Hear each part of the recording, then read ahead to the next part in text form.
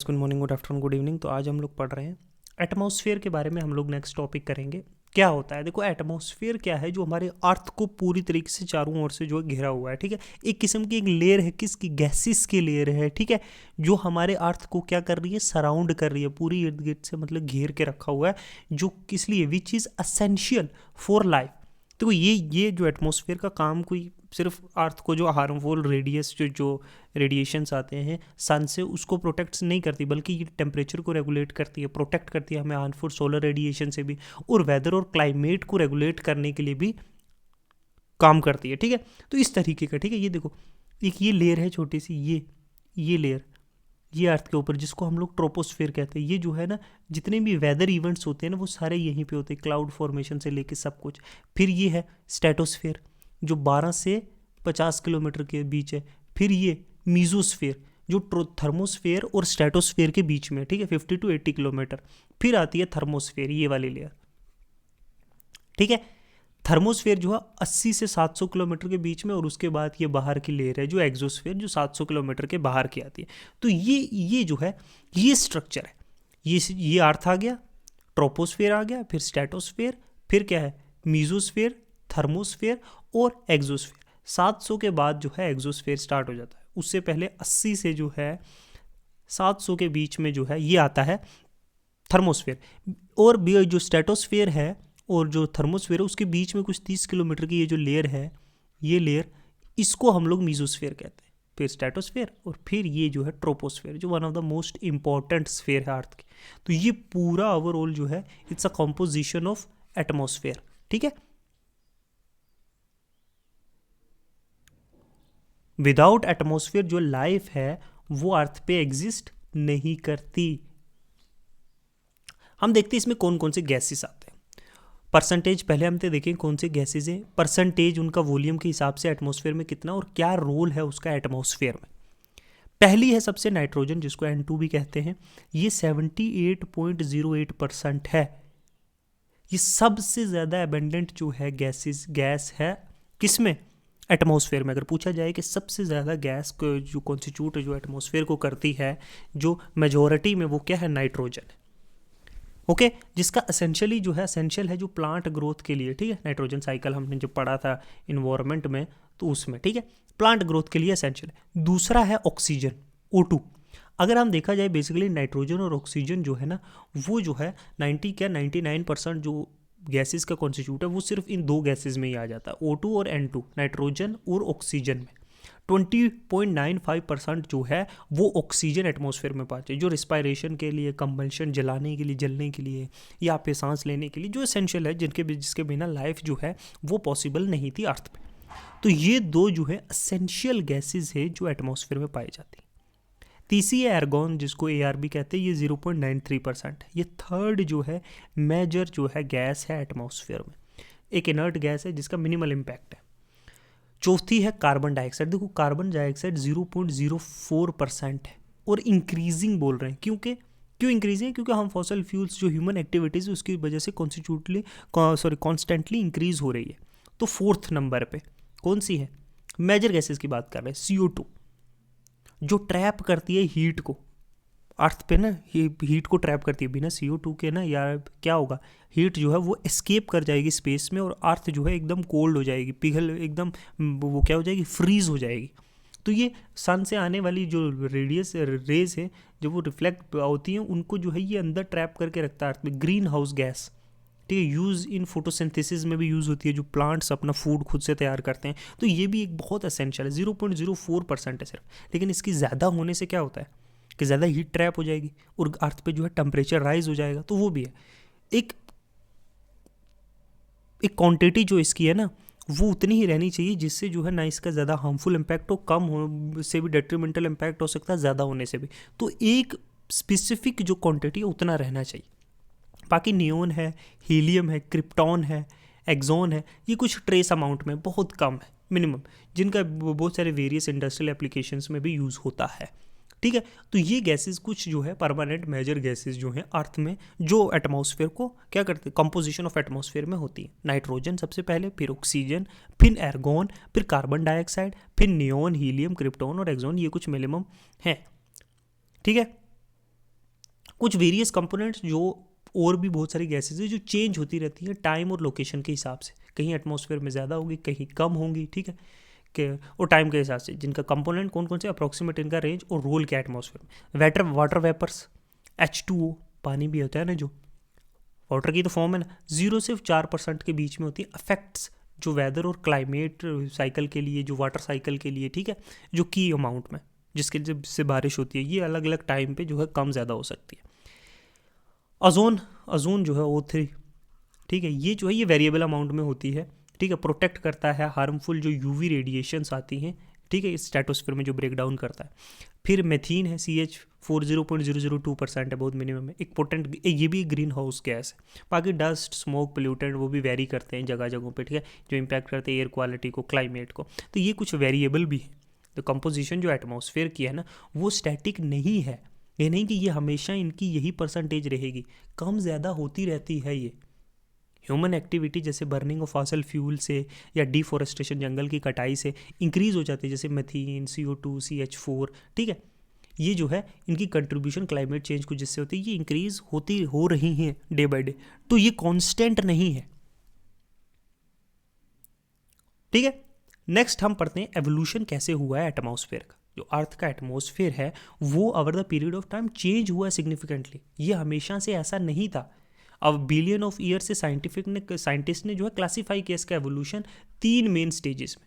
पहला है पेरिमोडियल एटमॉस्फेयर, जो 4.6 से 4 बिलियन जो है ईयर्स अगो था, जो फॉर्म हुआ था गैसेस से, जो रिलीज हुई थी बाई जो वोल्केनिक एक्टिविटीज से और स्पेस कोलिजन की वजह से, जब अर्लियर एक पहली बार एटमॉस्फेयर बना है अर्थ, जिसका मेन कंपोनेंट था हाइड्रोजन, हीलियम, मेथीन, एमोनिया था, वाटर वेपर थे, कोई फ्री ऑक्सीजन नहीं था, तो अनसूटेबल थी लाइफ।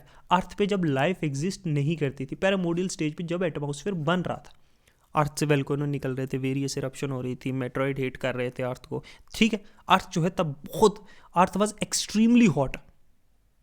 सोलर विंड्स जो थी वो solar wind stripped away most of this atmosphere. दूसरी स्टेजेस में आता है, सेकंड स्टेज जब शुरू हुआ तो एक सेकेंडरी एटमॉस्फेयर पैरामोडियल के बाद, जो 4.2 से 2.5 बिलियन ईयर्स अगो, ये फॉर्म हुआ था वोल्केनिक आउटगैसिंग वे की वजह से।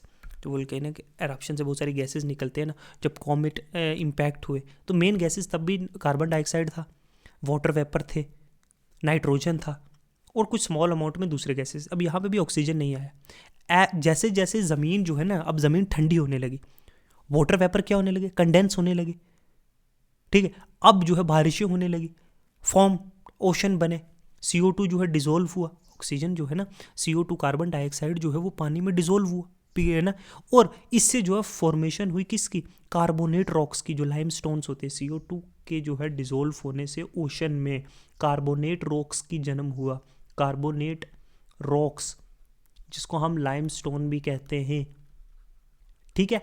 अब देखो, स्टिल नो ऑक्सीजन, अभी भी ऑक्सीजन नहीं है कि सेकेंडरी फेज में, पैरामोडियल में तो था ही नहीं, सेकेंडरी में भी नहीं है। और एटमॉस्फेयर जो है ना, एटमॉस्फेयर बिना ऑक्सीजन के बहुत टॉक्सिक था मॉडर्न लाइफ के लिए। आज के अगर जिंदगी के हिसाब से बोले टॉक्सिक, तो लाइफ एग्जिस्ट नहीं कर सकती थी।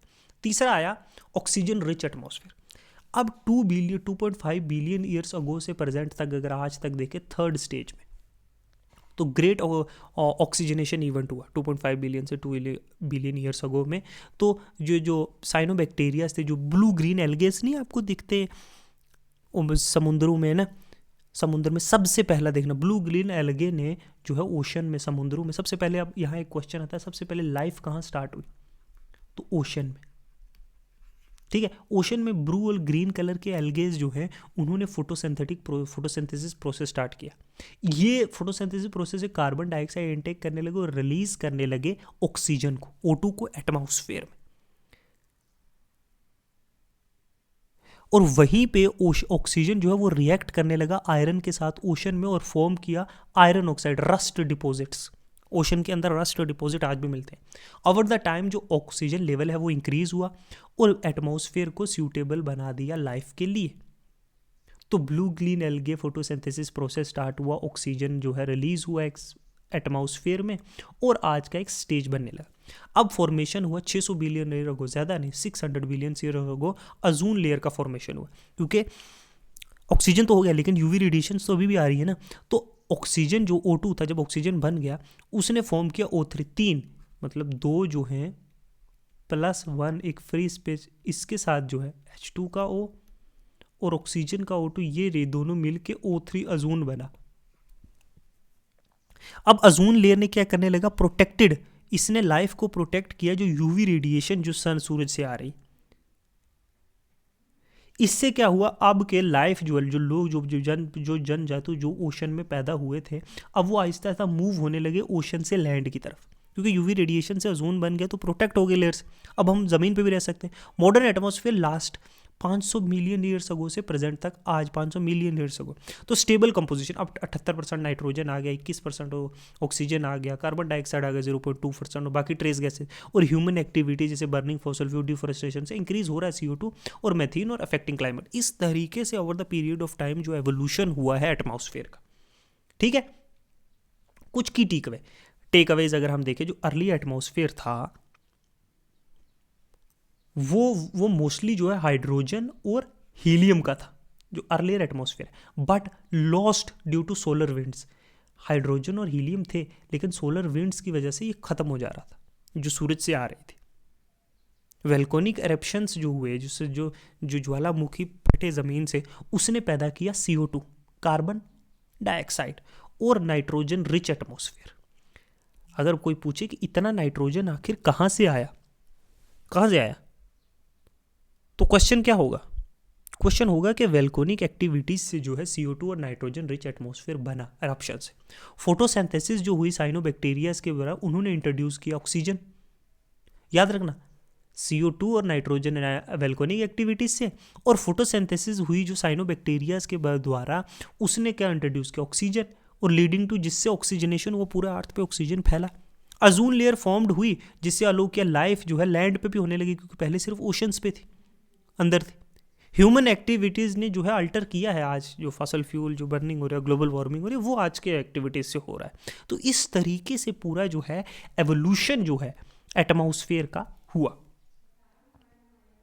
अब हम देखते हैं स्ट्रक्चर एटमॉस्फेयर का। देखो, एटमॉस्फेयर जो है ना, वो हमने 5 पार्ट्स में डिवाइड किया है, ट्रोपोस्फेयर, स्ट्रेटोस्फेयर, मीजोस्फेयर, थर्मोस्फेयर। ठीक है, ये एक्सोस्फेयर। जो मेन लेयर्स है वो बेस्ड जो किसके बेस पे हमने ये किया, टेम्परेचर कितना चेंज हो रहा है जैसे जैसे हम एटमॉस्फेयर में ऊपर जा रहे हैं। और ये लेयर्स जो है ना, वो एक क्रूशल रोल प्ले करती हैं किस तरीके से हमारे वेदर है, क्लाइमेट है, या किस तरह से प्रोटेक्शन है अर्थ का। जैसे सबसे ऊपर की लेयर है ट्रोपोस्फेयर, जो 0 से 12 किलोमीटर के दौरान है। जो लोएस्ट लेयर है एटमॉस्फेयर की, वेयर वी लिव, जहाँ कंटेन करता है 75% जो एटमॉस्फेयर का गैस है, वो ट्रोपोस्फेयर में है। और जितने भी ऑलमोस्ट जितने भी सारे वेदर इवेंट हैं, जैसे चाहे क्लाउड की फॉर्मेशन है, या बारिश है, या स्ट्रॉम्स हैं, वो सारे के सारे ट्रोपोस्फेयर की वजह से होते हैं। ये ट्रोपोस्फेयर है। ये 0 से 12 किलोमीटर के बीच का ये ट्रोपोस्फेयर है, सबसे नीचे वाला। टेम्परेचर जो है डिक्रीज होता है एल्टीट्यूड के साथ 6.5 डिग्री पर किलोमीटर। तो 0 से 12 किलोमीटर मतलब 70-80 डिग्री टेम्परेचर चला जाता है, जैसे जैसे हम जब तक हम स्ट्रेटोस्फेयर में जो है इंटर करते हैं। ठीक है, अब जो ये टोपोस्फेयर है, ट्रोपोस्फेयर और स्ट्रेटोस्फेयर के बीच में आता है ट्रोपोपोज, जो बाउंड्री है। ट्रोपोपोज जो है ना, वो अपर लिमिट है जो प्रिवेंट करता है वार्म गर्म हवा को जो है फ्रॉम राइजिंग इनटू स्ट्रेटोस्फेयर। ये जो ट्रोपोस्फेयर है ना, ये देखो, ये जो ट्रोपोस्फेयर है, ये गर्म हवा को स्केप नहीं होने देता है ट्रोपोस्फेयर से स्ट्रेटोस्फेयर में। ये ट्रोपोपोज है। Airplanes fly near the top of the troposphere to avoid turbulence. तो एयरप्लेन्स भी यहीं पे फ्लाई करते हैं, इस एरियाज में टर्बुलेंस ना होता वेदर कंडीशन से ऊपर। ठीक है, दूसरा है स्ट्रेटोस्फेयर, जो कंटेन करता है अजोन लेयर, जो एब्जॉर्ब करता है यूवी रेडिएशन। तो अगर पूछा जाए कि अजोन लेयर कहाँ पे है, स्ट्रेटोस्फेयर में। ठीक है, टेम्परेचर जो है वो इंक्रीज होता है एल्टीट्यूड के साथ ड्यू टू अजोन अब्जॉर्बिंग सनलाइट। अब अजोन जो है, जो सनलाइट है उसको एब्जॉर्ब करता है, तो यहाँ पे टेम्परेचर जो है इंक्रीज होता है। समझे, यहाँ क्या था, ट्रोपोस्फेयर में जो है टेम्परेचर डिक्रीज हो रहा था, डिक्रीज हो रहा था। लेकिन स्ट्रेटोस्फेयर में क्योंकि ओजोन को क्या कर रहा है, सनलाइट की रेज को जो है अब्जॉर्ब कर रहा है, ठीक है, तो यहाँ पे टेम्परेचर क्या होगा, इंक्रीज होगा। तो स्ट्रेटोस्फेयर जो है, पहली बात तो स्ट्रेटोस्फेयर में ओजोन है, ओजोन जो यूवी रेडिएशंस को जो है कैप्चर करता है, दो चीज़ें। तीसरी चीज़, यहाँ टेम्परेचर इंक्रीज होता है, ट्रोपोस्फेयर में कम होता है, स्ट्रेटोस्फेयर में इंक्रीज होता है।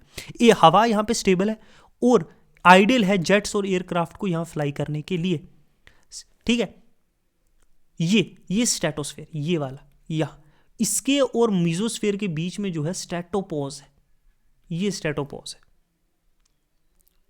ठीक है। ओजोन लेयर जो है प्रोटेक्ट करती है from sunburn, skin cancer, इन चीज़ों से, ठीक है। तीसरी आता है मीजोस्फेयर, जो 50 से 80 किलोमीटर, 85 किलोमीटर के बीच में, ये सबसे ठंडी लेयर है। As low as 90 degree temperature होता है, टेम्परेचर जो है डिक्रीज करता है विद एल्टीट्यूड। यहाँ मेट्रॉइड बर्न होते हैं क्रिएटिंग शूटिंग स्टार। अब मेट्रॉइड बर्न हो गया ना, तो दिख रहा है कि कोई स्टार नीचे आ रहा है। मीजोस्फेयर इसकी अपर लिमिट है। अगर if meteor didn't burn in this layer, earth would be bombard with space debris. जब अर्थ, अगर मीटियोर जो है वो इंटर करते हैं, ये जो है, अगर इस मीजोस्फेयर में जब मीटियोर इंटर्स करते हैं, अगर वो नहीं जलेंगे यहाँ पे, मतलब फ्रिक्शंस की वजह से अगर वो जलेंगे नहीं, तो वो जो है अर्थ पे जब गिरेंगे तो अर्थ पूरी तरीके से तबाह हो जाती है। लेकिन यहाँ जल फल के छोटा मोटा बचता है, ठीक है। तो मीजोस्फेयर ये सबसे ठंडी लेयर है, याद रखना, समझे। तो और फिर आती है थर्मोस्फेयर। तो हमने क्या है, हमने ट्रोपोस्फेयर देखा जहाँ most of the climatic conditions होती हैं, वेदर इवेंट्स जो होते हैं वो ट्रोपोस्फेयर में होते हैं। यहाँ 6.5 डिग्री के रेट से पर किलोमीटर जो है टेम्परेचर डिक्रीज होता है। फिर हमने देखा स्ट्रेटोस्फेयर, यहाँ टेम्परेचर इंक्रीज होता है क्योंकि यहाँ पे जो है ओजोन जो है वो सनलाइट को अब्जॉर्ब करता है, और जहाँ सनलाइट आएगी वो अब्जॉर्ब होगी, वहाँ पे हीट होगी, ठीक है। मीजोस्फेयर जो है सबसे ठंडा है। तो पहला टेम्परेचर कम हो रहा है, दूसरा बढ़ रहा है, फिर तीसरा जो है कम, सबसे ठंडी। फिर आता है थर्मोस्फेयर। थर्मोस्फेयर जो है सबसे हॉटेस्ट है। क्यों? क्योंकि ये अब्जॉर्ब करता है सोलर, जो सन से रेडिएशंस आती है ना, वो अब्जॉर्ब करता है, ठीक है, थर्मोस्फेयर, ठीक है। 2000 से भी ज़्यादा जो है डिग्री सेल्सियस जो है टेम्परेचर होता है, जो रिफ्लेक्ट करता है रेडियो वेव्स और इनेबलिंग एयर कम्युनिकेशन। और फिर है आइनोस्फेयर, यहाँ पे भी आइनोस्फेयर होता है क्योंकि यहाँ आइन्स होते हैं जो रेडियो वेव्स को रिफ्लेक्ट करता है अर्थ के ऊपर और इनेबल करता है हमें कम्युनिकेशन। एओरा बोरोविल्स जो नॉर्थन लाइट्स हैं, जो नॉर्थन लाइट्स हैं वो अकर होती है इनकी बाउंड्रीज पे। तो no clear upper boundary, gradually कोई अपर बाउंड्री नहीं है बाकी जैसे स्ट्रेटोस्फेयर है, ट्रोपोपोज है, मीजोपोज है, वो नहीं है, ठीक है। ग्रेजुअली ट्रांजिशन हो जाता है स्पेस में थर्मोस्फेयर के बाद 400 किलोमीटर, 50 से 400 किलोमीटर, ठीक है। जो इंटरनेशनल स्पेस स्टेशंस हैं और स्पेस स्टेशन ऑर्बिट्स हैं वो भी थर्मोस्फेयर में ही हैं, समझे। फिर आता है लास्ट में एक्सोस्फेयर, जो 600 किलोमीटर के बाहर की जगह है, ठीक है। ये देखो, ये नॉर्थन लाइट्स इसी की वजह से दिखती हैं, जो स्पेस हैं, सैटेलाइट्स हैं वो यहीं पे हैं, जो स्पेस स्टेशन है वो यहीं पे, ये थर्मोस्फेयर है। ये मीजोस्फेयर है, जहाँ ये देखो शूटिंग स्टार दिख रहा है ना। ये स्ट्रेटोस्फेयर है, जहाँ ये ट्रोपोपोज है, इसकी बाउंड्रीज पे यहाँ प्लेन चलते हैं, जो क्योंकि क्लाइमेटिक कंडीशन के बाहर, ठीक है। Outer most layer merging with, जो स्पेस के साथ एक्सट्रीमली थिन और पतली होती है, मेनली हाइड्रोजन और हीलियम होता है। सैटेलाइट ऑर्बिट्स जो है जैसे अर्थ है, अर्थ की इन दिस लेयर है, जीपीएस और कम्युनिकेशन सैटेलाइट भी ऑपरेट करती है एक्सोस्फेयर। तो हमने क्या देखा, यहाँ पे जो है टेम्परेचर जो है डिक्रीज करता है, ठीक है। यहाँ पे टेम्परेचर इंक्रीज करता है ओजोन की वजह से ऑब्जॉर्ब करता है। ये सबसे जो है कोल्डेस्ट जो है क्या है, लेयर है एटमॉस्फेयर की, ठीक है। यहाँ पे जो है एक्सट्रीम टेम्परेचर हाई होता है क्योंकि रेडिएशन एब्जॉर्ब करता है यहाँ से, ठीक है। 2000 सबसे ज़्यादा हॉटेस्ट थर्मोस्फेयर है, सबसे ज़्यादा कोल्डेस्ट मीजोस्फेयर है। यहाँ टेम्परेचर इंक्रीज होता है, यहाँ टेम्परेचर कम होता है एल्टीट्यूड के साथ। तो ये पूरी कंपोजिशन थी एटमॉस्फेयर की, ठीक है। इंपॉर्टेंस क्या है हमारे एटमॉस्फेयर की, देखो एटमॉस्फेयर जो है ना वो बड़ा एसेंशियल है लाइफ के लिए अर्थ पे, ये तो हमें सबको पता है। ये हमें हवा प्रोवाइड करता है जिससे हम सांस लेते हैं, ये हमें हार्मफुल रेडिएशन से प्रोटेक्ट करता है, ये टेम्परेचर को रेगुलेट करता है, ये वेदर पैटर्न्स को रेगुलेट करता है, ठीक है। कुछ इंपॉर्टेंट सपोर्ट लाइफ, देखो CO2 जो है, जो हमें ज़रूरत है, नीडेड है, जो ब्रीदिंग के लिए, जो सेलुलर रिस्पायरेशंस के लिए, कार्बन डाइऑक्साइड जो फोटोसिंथेसिस के लिए प्लांट्स में, ठीक है, जो प्लांट प्रोड्यूस करते हैं ऑक्सीजन और फूड जो इंसानों को खाने के काम आते हैं, नाइट्रोजन जो हेल्प करता है प्लांट की साइकिल्स को, ठीक है। विदाउट ऑक्सीजन ह्यूमन एनिमल को सर्वाइव नहीं कर सकते। ये सारी गैसेज एटमॉस्फेयर में पाई जाती हैं। रेगुलेट करता है, दूसरी चीज़ रेगुलेट करता है टेम्परेचर को। एटमॉस्फेयर जो है ना, वो क्या है, कैद कर लेता है, हीट को ट्रैप करता है और अर्थ को गर्म रखता है ग्रीन हाउस इफेक्ट की वजह से। प्रिवेंट करता है कि एक्सट्रीम टेम्परेचर डिफरेंस ना हो डे और नाइट में। अगर दिन में जो सूरज की किरणें आई हैं, अगर उनको एटमॉस्फेयर ट्रैप नहीं करेगा तो रात को तो सूरज नहीं है, रात को तो जम जाना चाहिए, पूरी अर्थ जम जाए अगर वो हीट ट्रैप ना की हुई हो। एग्जाम्पल, विदाउट एटमॉस्फेयर अर्थ इतनी ठंडी हो जाएगी as the moon at night 173 degree minus में। तो बहुत वो हाल हो जाएगा हमारा, क्योंकि मून पे तो कोई एटमॉस्फेयर नहीं है ना, वो दिन की हीट को ट्रैप नहीं कर रहा है ना। प्रोटेक्ट फ्रॉम हार्मफुल रेडिएशन, अब ओजोन लेयर जो है इन स्ट्रेटोस्फेयर में वो अब्जॉर्ब करता है हार्मफुल यूवी रेडिएशन। तीसरा फायदा, जो हमें स्किन कैंसर और जेनेटिक डैमेज से बचाता है, ब्लॉक करता है। सन की जो डेंजरस एक्सरे और गामा रेज हैं इनको भी ब्लॉक करता है। Example, ozone layer were destroyed, UV radiation जो है हार्म करेंगे सब लाइफ फॉर्म्स को। Facilitate weather and water cycle, अगर एटमॉस्फेयर ड्राइव करता है वेदर पैटर्न्स को, इंक्लूडिंग किस तरह विंड्स चल रही है, रेन पैटर्न्स, स्टॉर्म्स, है ना, इतने वाटर साइकिल, इवेपोरेशन होता है, कंडेंसेशन, प्रेसिपिटेशन, सब कहाँ होता है, एटमॉस्फेयर में हो रहा है कि नहीं, जो सपोर्ट करता है इकोसिस्टम को, एग्रीकल्चर को। Without atmosphere there will be, वहाँ कोई क्लाउड नहीं होंगे, ठीक है, कोई बारिश नहीं होगी, कोई रिवर नहीं होगा, तो एक रेगिस्तान होगा ठंडा। बर्न अप मीटियोर, देखो मीजोस्फेयर जो है वो प्रोटेक्ट करता है अर्थ को बाई बर्निंग अप, जो स्मॉल मीटियोर से उनको जला देता है ज़मीन पे पहुंचने से पहले ही। तो जो कैटास्ट्रोफिक इवेंट हो सकते हैं, जैसे अगर मीटियोर को हिट करेगा बिना मीजोस्फेयर के तो वाइल्ड फायर्स होंगी, आग लग जाएगी, अर्थक्वेक्स आएंगे। तो बिना इस लेयर के अर्थ में जो है कॉन्स्टेंटली डेब्रिज जो है स्पेस से वो हिट करती है अर्थ को। इनेबल कम्युनिकेशन एंड टेक्नोलॉजी, जो आइनोस्फेयर है वो क्या करता है, रिफ्लेक्ट करता है रेडियो वेव्स को, और हमें इससे लॉन्ग डिस्टेंस कम्युनिकेशन कर सकते हैं। जो अपर एटमॉस्फेयर है वो एक stable orbit for satellite, GPS के लिए, वेदर फोरकास्टिंग के लिए, इंटरनेट कनेक्टिविटीज के लिए, समझे। प्रोवाइड बियोंसी ऑफ फ्लाइट, देखो बर्ड्स, प्लेन, एरोप्लेन, बैलून जो है वो एटमॉस्फेयर पे रिलाई करते हैं फॉर लिफ्ट और फ्लाइट। डिफरेंट एयर प्रेशर जो है वो अलो करता है वेदर बलून को और एयरक्राफ्ट को कि वो प्रॉपरली फंक्शन कर पाए। एरोप्लेन्स को ये एटमॉस्फेयर की ज़रूरत है, ठीक है, लिफ्ट और स्टे रहने के लिए स्काई में। प्रोटेक्ट करता है लाइफ को स्पेस कंडीशन में, फ्रॉम स्पेस कंडीशन। देखो बिना एटमॉस्फेयर के अर्थ जो है ना वो कंप्लीटली एक्सपोज होती है जो डेडली जो कॉस्मिक रेज हैं, जो सोलर विंड्स हैं। और it also maintain atmospheric pressure, जो लिविंग बींग्स के लिए, ऑर्गेनिजम्स के लिए नेसेसरी हैं। जो एस्ट्रोनॉट्स होते हैं उन्हें स्पेस सूट्स की ज़रूरत पड़ती है, क्योंकि वहाँ किसी भी एटमॉस्फेरिक प्रेशर नहीं है स्पेस में। तो ये बहुत सारी चीज़ें जो है, स्पेस जो एटमॉस्फेयर है वो बड़ा ही एसेंशियल है। जो एटमॉस्फेयर है, ठीक है, वो हमने देखा आज, ठीक है। उसका हमने सबसे पहले हमने देखा कि उसकी जो है डेफिनेशन देखी, उसका कंपोजिशन देखा, एटमॉस्फेयर का क्या कंपोजिशन है, ठीक है। फिर हमने देखा evolution of atmosphere, different layers के बारे में हमने जाना, ठीक है, डिफरेंट लेयर्स के बारे में जाना, उनके क्या क्या यूजेस हैं, ठीक है, उनके क्या क्या कैरेक्टरिस्टिक्स हैं, उनके क्या फीचर्स हैं, ठीक है। फिर हमने उनके क्या, फिर एटमॉस्फेयर के ओवरऑल, एटमॉस्फेयर जो है, एटमॉस्फेयर के ओवरऑल क्या यूजेस हैं, क्या बेनिफिट्स है, ठीक है, किस तरीके से एटमॉस्फेयर की वजह से लाइफ सस्टेन कर रही है। हमने ये भी देखा अगर एटमॉस्फेयर ना होता तो क्या होता। तो ये मैंने अपनी कंप्लीटली आपको एक छोटी सी वीडियो में बता दिया एटमॉस्फेयर के बारे में। आई डोंट थिंक कि इससे ज़्यादा आपको ज़रूरत है पढ़ने की, this will be sufficient for you, okay.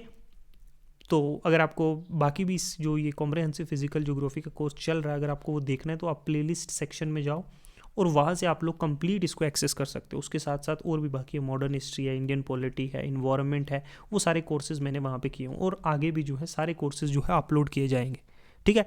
तो तैयारी करते रहो, best of luck, do subscribe, like, share, whatever you would do it. And work hard. Thank you, good bye.